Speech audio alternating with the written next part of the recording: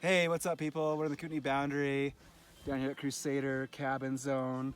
Total height of our snowpack here is somewhere around 240 centimeters, and we've got our January 11th crust and or surface hoar. Even on this north facing feature here at about 2,200 meters or so, it's even a little bit of a crust, which is kind of surprising. We've seen a few naturals, some older ones that we've been observing in the area, especially on north faces.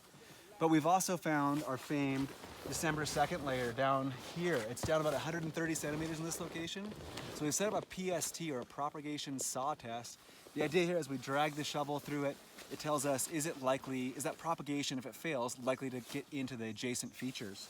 So I'm gonna be dragging my shovel through it. We have our midpoint here, and we'll see if the whole block comes off. And it might kind of arrest, so we'll kind of see what happens. But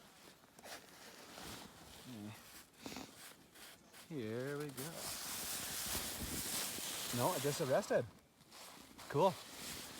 So it just sat down on top of itself arrested, which means for this particular test, this particular place, it's unlikely for a propagation to extend. We've been riding in some of the mid-elevation terrain pretty aggressively. It feels good. We're still watching this layer, we're real curious about it. The thing that's different from the central Columbias is you can just see how sugary and faceted all the snow is underneath it. And I think that's why it's so much more reactive in this part of the world than in the central Columbias. It feels like the further south you get from Revelstoke down closer to the border, it's more of a player. Places like Kootenai Pass, the Whitewater backcountry, those are all kind of places where this remains active. We're managing that by choosing our terrain, choosing simple, challenging terrain, but not getting into those thin rocky areas, places where the snowpack goes from thick to thin.